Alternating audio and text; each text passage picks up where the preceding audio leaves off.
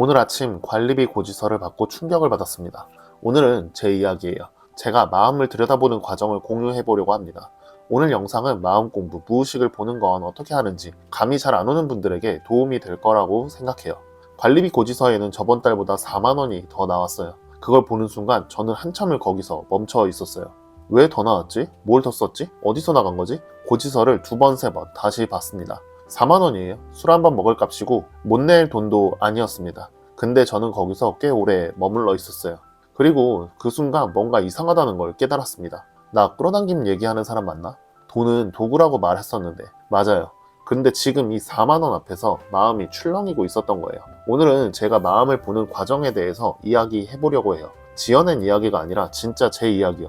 마음 공부를 하다 보면 이런 순간이 종종 찾아옵니다. 분명히 많이 변했다고 생각했는데 아주 작은 일 하나에 내가 확 무너지는 것 같은 순간, 끌어당김 영상을 보고 감사일기를 쓰고 긍정 학원도 해봤는데 갑자기 예상치 못한 지출이 생기면 마음이 쪼그라드는 느낌, 뭔가 잘못되고 있는 것 같은 느낌, 그리고 그럴 때마다 드는 생각이 있어요. 아, 나 아직도 이러고 있네. 나 제대로 하고 있는 거 맞나? 여러분도 혹시 이런 경험 있으신가요?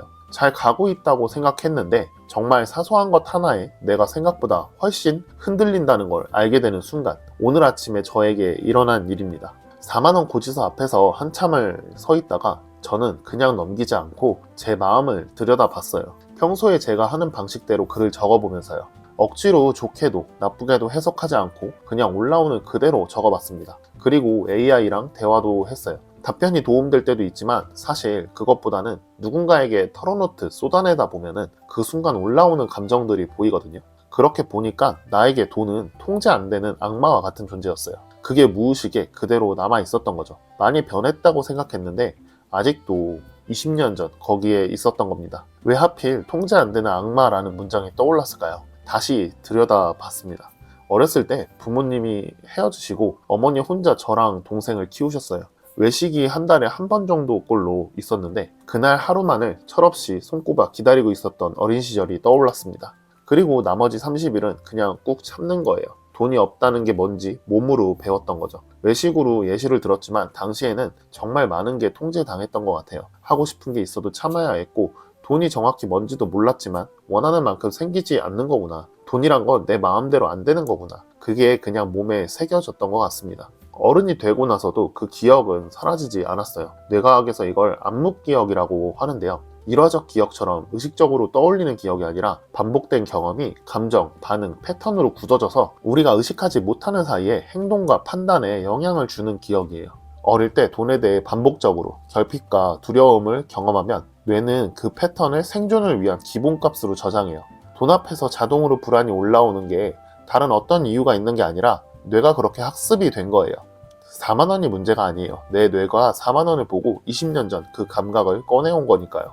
그리고 어릴 때 기억을 보는 것에서 멈추지 않고 좀 더 제 무의식을 들여다봤어요.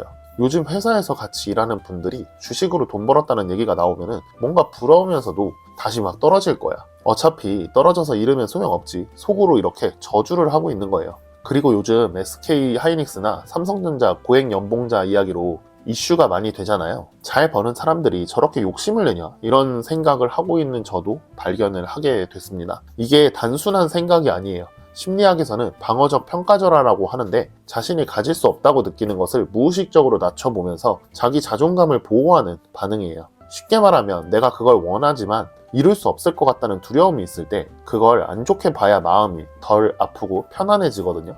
이게 겉으로 보면은 나는 욕심 없는 사람처럼 느끼지만 실제로는 돈을 원하면서 돈을 멀리하는 이중 신호를 무의식에 보내고 있는 거예요. 끌어당김에서는 늘 말하는 것처럼 무의식이 원하는 것과 의식이 원하는 게 다를 때 끌어당김은 무의식 쪽으로 작동을 합니다. 그래서 가끔 마음 공부나 끌어당김의 법칙 관련된 영상을 보면 참나 또는 내 안에 진짜 원하는 땡땡땡, 신성 이런 멘트들이 많이 사용되잖아요.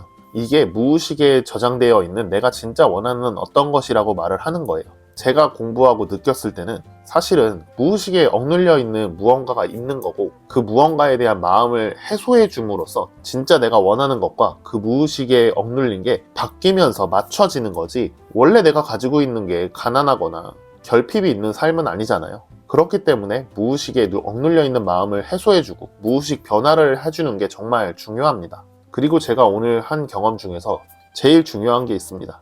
이걸 발견했을 때 저는 자책하지 않았어요. 오히려 제 마음을 캐치하기 전에는 고작 4만 원에 뭔가 심각한 반응이었지만 제 마음을 보고 난 후에 오히려 반가웠어요. 사람들이 돈을 많이 번다고 해서 다 행복한 건 아니잖아요. 잃어버릴까봐 불안하고 사람을 못 믿게 되고 더 많이 벌어야 한다는 압박에 시달리는 사람들도 많이 있어요.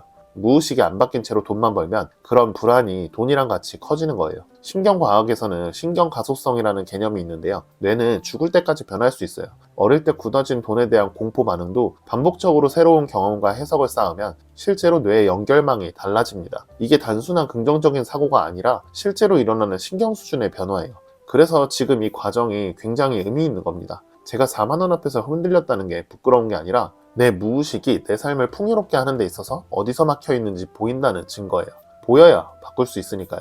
안 보이는 건 건드릴 수조차 없습니다. 그래서 알아차림, 꺼내기, 내려놓음, 이 과정이 일상에서 점차 익숙해지면 그때그때 빠르게 나의 감정을 알아차리고 이런 식으로 깊이 파고들면서 나의 무의식과 대면하고 대화를 할 수 있게 됩니다. 여기까지 들으면 이런 생각 드실 수 있어요. 그래서 어떻게 하라고요? 어릴 때 기억을 어떻게 바꿔요? 그게 말이 돼요? 맞아요. 과거 자체를 바꿀 수는 없습니다. 대신 그 기억에 붙어있는 감정 반응은 바꿀 수 있어요. 제가 하는 방법은 단순해요. 올라오는 마음을 그냥 보는 거예요. 억지로 좋게 해석하거나 눌러버리지 말고 그냥 지금 이런 감정이 올라오고 있구나 하고 보는 것. 심리학에서는 메타인지라고 하는데요. 자신의 생각과 감정을 제3자 시선으로 관찰하는 능력인데 이게 반복될수록 감정에 자동으로 끌려가는 패턴이 약해져요. 반응하기 전에 잠깐 관찰하는 공간이 생기거든요. 그리고 중요한 게 하나 더 있어요. 이게 한 번 했다고 바뀌는 게 아닙니다. 저도 많이 바뀌었다고 생각했는데 오늘 4만 원 앞에서 다시 또 이런 감정이 올라왔잖아요. 하지만 이게 실패가 아닙니다. 저의 가난한 무의식이 그만큼 깊게 새겨져 있다는 거고 그걸 볼 때마다 억눌린 나의 과거 무의식이 해소되고 조금씩 힘이 약해지는 거예요. 흔들리는 게 잘못된 게 아니에요. 흔들릴 때마다 어떻게 보느냐가 내 무의식을 한 번 더 들여다보고 점차 나의 삶이 달라지는 거예요. 바로 전 영상에서 구독자님이 계속 흔들리는 나의 마음을 어떻게 통제할 수 있냐고 물어봤었어요. 그때 고민을 많이 하면서 저도 흔들리고 있다는 걸 알려주려고 이 마음이 올라왔었나 봐요. 해당 영상은 영상 끝나고 카드에 띄워드릴게요. 다른 사람의 경험도 중요한 마음 공부의 재료가 됩니다. 꼭 한번 봐보세요. 오늘 제가 드리고 싶었던 말은 이거예요. 마음 공부를 열심히 해도 사소한 것 앞에서는 흔들리는 날이 분명히 와요. 퇴보라고 생각하면 절대 안 됩니다. 오히려 더 개선할 수 있는 기회가 왔다고 생각해야 해요. 내 무의식에 억눌린 나의 마음이 있다는 걸 알려주는 신호입니다. 4만 원의 고지서가 저한테 알려준 건 내가 아직 돈을 통제 안 되는 무언가로 느끼고 있다는 거였어요. 그 감정의 뿌리가 어린 시절 어디쯤인지 그리고 돈을 잘 버는 사람들에 대한 마음까지도요. 오랜만에 유의미하게 마음을 들여다보는 시간을 갖게 되어서 굉장히 감사하고 좋았습니다. 구독자님들과 나누기 위해 이렇게 콘텐츠로 만들 수 있게 된 것까지도 너무 감사한 일이에요.